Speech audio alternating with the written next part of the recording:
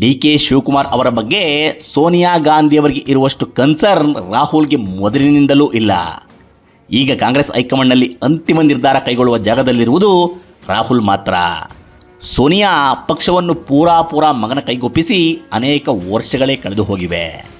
ಅತ್ಯಗತ್ಯ ಸಂದರ್ಭ ಹೊರತುಪಡಿಸಿ ರಾಹುಲ್ ನಿರ್ಣಯಗಳಲ್ಲಿ ಸೋನಿಯಾ ಹಸ್ತಕ್ಷೇಪ ಮಾಡುವುದಿಲ್ಲ. ಇನ್ನು ಪ್ರಿಯಾಂಕಾ ಅಣ್ಣನ ಮೇಲೆ ಪ್ರಭಾವ ಬೀರುವ ವಿಚಾರದಲ್ಲಿ ತಮ್ಮದೇ ಮಿತಿಯನ್ನು ಹೊಂದಿದ್ದಾರೆ. ಹೀಗಿರುವಾಗ ಕಾಂಗ್ರೆಸ್ ಹೈಕಮಾಂಡ್ ಅಂದರೆ ಅದು ರಾಹುಲ್ ಗಾಂಧಿಯವರ ಏಕ ವ್ಯಕ್ತಿ ಹೈಕಮಾಂಡ್ ಎನ್ನುವುದು ಎಲ್ಲರಿಗೂ ತಿಳಿದ ವಿಚಾರ. ಇಂತಿಪ್ಪ ರಾಹುಲ್ಗೆ ಮೊದಲಿನಿಂದಲೂ ಡಿ ಕೆ ಶಿವಕುಮಾರ್ ಅವರ ಬೆಳವಣಿಗೆ ಮೇಲೆ ಎಂಥದ್ದೋ ವಾರೆಗಣ್ಣು. 2017ರಲ್ಲಿ ರಾಹುಲ್ ಗಾಂಧಿಯವರು ಕಾಂಗ್ರೆಸ್ ಅಧ್ಯಕ್ಷರಾಗುವವರೆಗೆ ಡಿ ಕೆ ಶಿವಕುಮಾರ್ ಬಗ್ಗೆ ಹೆಚ್ಚು ತಿಳಿದಿರಲಿಲ್ಲವಂತೆ. ಹಾಗೊಮ್ಮೆ ಬೆಂಗಳೂರಿಗೆ ಬಂದಾಗ ಸದಾಶಿವನಗರದ ಡಿ ಕೆ ಶಿ ಅವರ ಭವ್ಯ ಬಂಗಲೆಯ ಮುಂದೆ ಆದು ಮಲ್ಲಿಕಾರ್ಜುನ ಖರ್ಗೆ ನಿವಾಸಕ್ಕೆ ಹೊರಟಿದ್ದ ರಾಹುಲ್ಗೆ ಜೊತೆಯಲ್ಲಿದ್ದ ನಾಯಕರೊಬ್ಬರು ಇದೇ ನೋಡಿ ಡಿ ಕೆ ಶಿವಕುಮಾರ್ ನಿವಾಸ ಎಂದು ತೋರಿಸಿದ್ದರಂತೆ. ಆಗ ಕಣ್ಣರಳಿಸಿ ನೋಡಿದ್ದ ರಾಹುಲ್, ಹೋ, ಇಲ್ಲಿನ ಎಲ್ಲ ಕಾಂಗ್ರೆಸ್ ನಾಯಕರ ಮನೆಗಳು ಇಷ್ಟು ದೊಡ್ಡದಾಗಿಯೇ ಇರುತ್ತವಾ ಎಂದು ಪ್ರಶ್ನಿಸಿದ್ದರಂತೆ.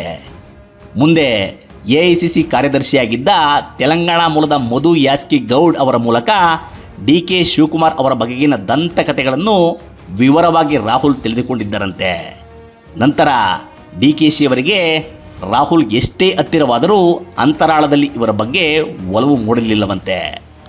ಅದರಲ್ಲೂ ಉಪಮುಖ್ಯಮಂತ್ರಿ ಆದ ನಂತರ ಡಿ ಕೆ ಶಿವಕುಮಾರ್ ಬೆಳೆಯುತ್ತಿರುವ ವೇಗ ರಾಹುಲ್ ಅವರನ್ನು ತಬ್ಬಿಬ್ಬುಗೊಳಿಸಿದೆಯಂತೆ.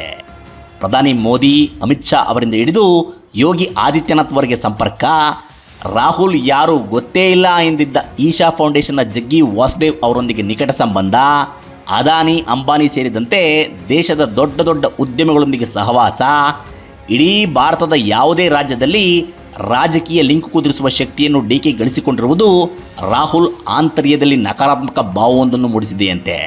ಹೀಗಾಗಿ ಡಿ ಕೆ ಕೈಗೆ ಮುಖ್ಯಮಂತ್ರಿ ಹುದ್ದೆ ಕೊಟ್ಟರೆ ಪಕ್ಷ ಮತ್ತು ಪಕ್ಷದ ಹೈಕಮಾಂಡ್ ಮೀರಿ ಬೆಳೆಯಬಹುದು ಎಂಬ ಆತಂಕ ಅವರಲ್ಲಿದೆ ಎನ್ನುತ್ತವೆ ಮೂಲಗಳು. ಇದರ ಜೊತೆಗೆ ಸಿದ್ದರಾಮಯ್ಯ ಅವರನ್ನು ಸಿಎಂ ಹುದ್ದೆಯಿಂದ ಕೆಳಗಿಳಿಸಿ ಅವರ ಇಚ್ಛೆಗೆ ವಿರುದ್ಧವಾಗಿ ಡಿ ಕೆ ಶಿವಕುಮಾರ್ ಅವರನ್ನು ಆ ಹುದ್ದೆಗೆ ತಂದರೆ ಸಿದ್ದು ಸುಮ್ಮನಿರುವುದಿಲ್ಲ. ಅವರು ಬಂಡೆದ್ದರೆ ಕರ್ನಾಟಕದಲ್ಲಿ ಕಾಂಗ್ರೆಸ್ ಪಕ್ಷವೇ ಮುಳುಗಬಹುದು ಎಂಬ ಆತಂಕವೂ ರಾಹುಲ್ಗೆ ಇದೆಯಂತೆ.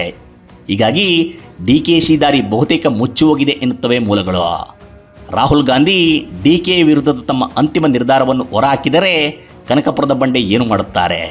ಇದು ಸದ್ಯದ ಕುತೂಹಲ.